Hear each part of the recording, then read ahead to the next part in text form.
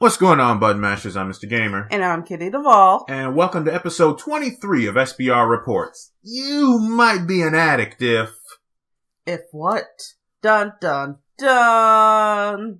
But our first story would be something I actually covered on my Facebook a little bit, which was an article from GameSpot talking about Obsidian's, reluctance to have microtransactions. And when I mean reluctance, I mean they're just straight up saying no, there will be no microtransactions of any kind in our game.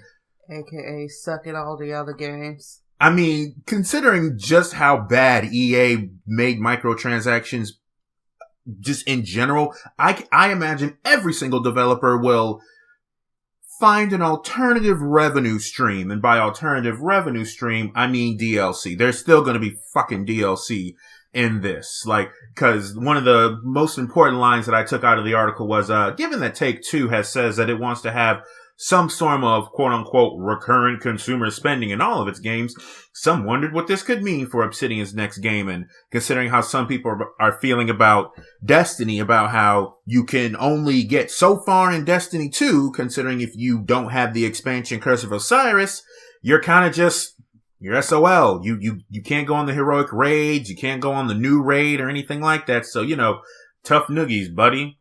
This just kind of goes back into the whole mindset of, you know, is DLC necessarily a bad thing? We've definitely seen video games do DLC very well. It can be done very well if you give us a good base product. And then we have games like Evolve. Which just, oh god. With that DLC. Man, that was before I had a gaming computer. And that was just, I was playing that on like a beefy Dell laptop. The internet never forgets. Ever. It really doesn't. Though there was one thing that I thought we would be forgetting after a while, and that was Pokemon Go, but I guess that's just me. I mean, the Pokemon Go holiday event link, from, this was on Polygon. There was a Chinese Google Play Store ad, and the user KK5566 offered a translation. Essentially means the leak shows that for their holiday event, we might be getting Dilbird. Is that what I think? Delibird. Delibird? Delibird. Like that... delivery bird. Delivery bird. Okay, I've always called it Dilbird. Dealbird? There's no A. Dilbird. Bird. Yeah. Anywho. English language upsets me. But yes, that cute, useless Pokemon. Yeah, I don't even think that Pokemon was ever even battle worthy. No. What's his move? Gift something? Well, no, that was a pelican that uses stockpile and spit. I don't know what. No, it literally has a gift box move that gives you stuff. It literally gets you more money. That is its sole purpose. Huh. So, I mean, yay. Yeah, yay. But you know, from to oh my god, why? Y'all. Remember how I used to tease Mr. Gamer for the Catherine, and now we have a Ren. That's right, Catherine Full Body is coming to PS4 and the PS Vita. I can't believe the PlayStation Vita is still a thing. I mean, so they're still releasing updates for it because people are still figuring out a way to make it a retro machine, so they gotta patch that. Though successfully, Vita has done the best out of every mobile system to beat piracy. Huh. You don't see a whole lot of pirated Vita games. Yeah, so anyway, they're bringing Catherine back. And for those who don't know, Catherine was originally a PS3 game that almost destroyed my relationship with my then boyfriend. Okay. It's not that bad. Oh, you haven't even played it. So I can say that sentence. It's not. Because I've seen people play it. I've seen reviews. I've seen videos. Oh, no. This is like Persona 5. You can have all the reviews and everything, oh my goodness, but until you experience the mindfuck this game put people through, you can't say Well, So, essentially... Consider it got. Yeah, it is gonna get got. Like... By him, not me, because I suck at puzzle games. I'm looking forward to this. I mean, I have 2 computers named after this game, and it's an amazing game. So... The interesting thing comes with, because, like, you know, with any remake, it's like, okay, why are you guys doing this? So, Catherine Fullbody will have a third Catherine called Ren. Now we have Catherine with a C, Catherine with a K, now we have Ren. Who nicknamed somebody named Catherine Ren? I don't know! I mean, this is less syllables. True. Could have called her Cat.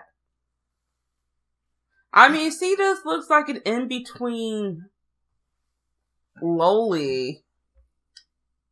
but cute. She's a pianist at the bar. Vincent Finkwitz. Her story also introduces new branches for the other 2 characters in Vincent's life. So and sexy events. That's nicely in there in quotes. So sexy there's events. Not 1, but 2 women you can cheat on your fiance with. Okay, technically that is something that happens in the game. Unfortunately, that's the whole point of the game. All I have to say is this: 100% completion. Okay, so don't play this around your wife. Yeah. Unfortunately, we don't have a release date for this one, but it should be coming out next year, hopefully. Well, a lot of things should be coming out next year. I mean, it's the 21st. It's the 21st of December. A lot of things are going to be coming out next year. Ha ha. Ha ha. Anyway, your ass.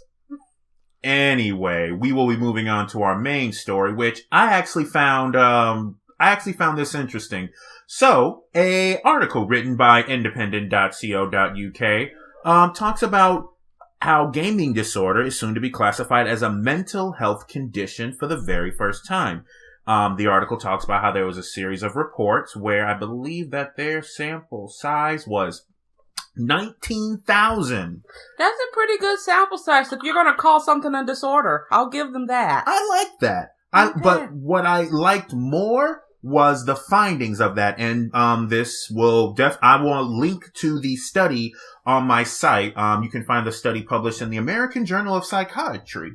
But the study found that only 2 to 3% of the 19,000 men and women that were surveyed admitted from the UK, US, Canada, and Germany admitted that they've experienced 4 to 5 more of the symptoms from the American Psychiatric Association's checklist of health symptoms. A few years ago, the APA created a list of 9 standard systems that could determine, quote-unquote, internet gaming disorder. These symptoms include anxiety, withdrawal symptoms, and antisocial behavior. Now, before anybody says that's like 90% of Tumblr and 90% of Tumblr's gamers, stop it. Just stop that thought right now. We're doing science, not how do you say it? Anecdotal. I hate the English language. The evidence.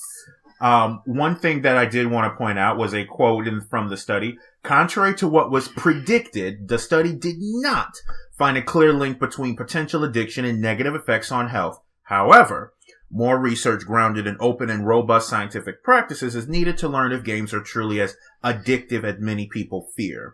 I, Mr. Gamer, and my other persona for my day job, I will always be pro video games. I was raised with video games in front of a TV. I don't see video games as something that hurt me at all. Though I realize that there are many people who are of an older generation where video games were not as prevalent and not as easily accessible as they are now. They weren't even as engaging as they are now, and so some people tend to demonize the video games. Well, I don't view this so much more. Well, people are obviously going to take it that way, say like, you see, but I don't view this so much as demonizing video games. No. What my point was going to be is like, there are people who take their hobbies too far. Like, thankfully we have things like esports and stuff where, you can say, suck it, mom. I told you I can make a career out of gaming. And then you have people who are literally the stereotypical in their parents' basements will never do anything with their lives because they're so worried about their World of Warcraft. Not to mention in other countries where people literally have died. Well, I won't say die, but have become neglectful parents or neglected their health because they were always in these gaming cafes because they were addicted to these games. It is an issue, probably not as big as some people would like to make them out to be, but it is an issue. Well, for there to have been an actual study that says that the public fear of video games is not based on any sort of scientific evidence makes me feel a whole lot better, because I will be the fucking Phoenix Wright to this. I will always, under every circumstances, defend video games. Always. The public, when you get enough people to believe the same thing, it doesn't matter if it's true or false. The public is going to believe what the public is going to believe. Yes, and then I will always think of that quote from Men in Black. A person is a highly intelligent, competent being. People are stupid. Yep. I was actually thinking about that quote. People are stupid. But I like this. I want to see more studies like this. I would love to have been involved in something like this, because I believe that this is something that needs to be looked into, because though video games aren't what killed little Jimmy, I will say that video games... always little Jimmy? Because I'm tired of Billy. Oh, okay. But I will say that perhaps video games don't necessarily help. Video games cannot be a substitute for actual human interaction. I think I can say that.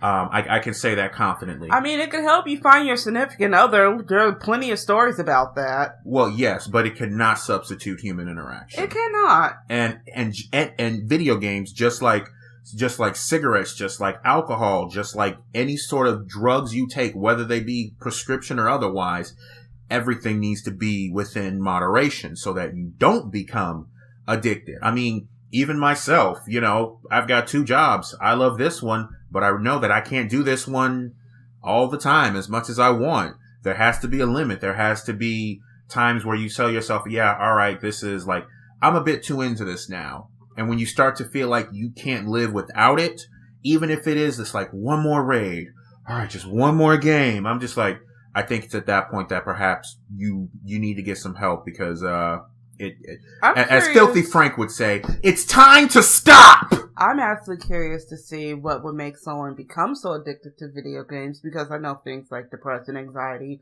are things that are typically already existent when someone becomes addicted to something, because they like the endorphins that they get so they can ignore their other problems. And I think I have what you want to know. What sort of games do that? Candy Crush. Just think about this whole push with their anti-gambling in video games.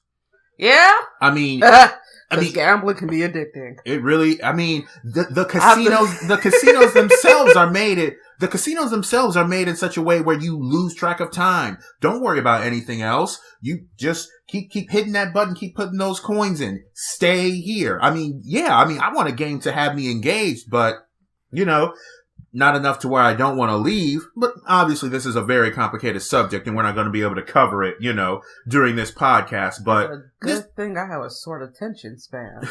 But this is definitely, this is interesting. I would say that this would be a plus for games, because now we can actually have some good discussions about it. Like, what does gaming addiction actually look like? Let's actually try to help people who perhaps have gaming disorder.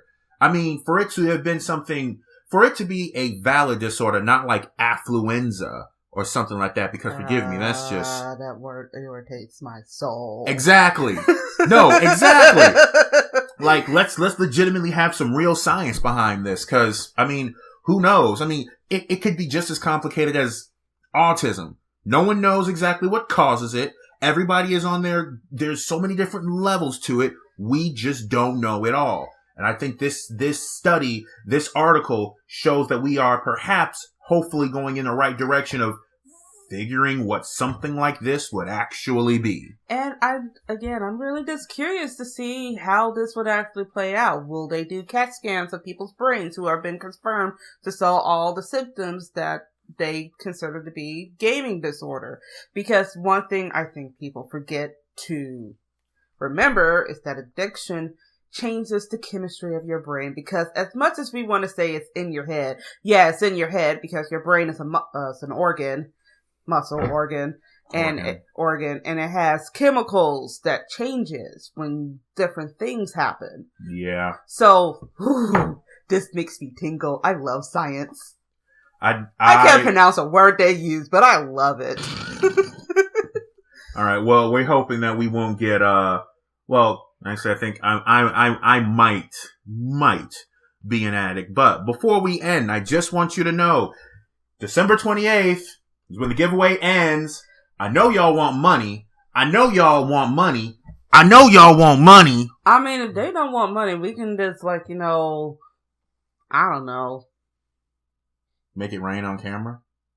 Yes. We're just constantly just like up in the air. Just woo! Also, since next week will be our last recording of the SBR Reports podcast. Yes. For the year. Not ever, but for the year. Yeah, for the year. It will be video. I don't know if we've decided if it's gonna be live or not. Yeah, we haven't gotten that far, but we definitely know you'll be seeing our beautiful faces. I mean, we might do it live. I don't know. Maybe. It depends if I feel like looking that pretty.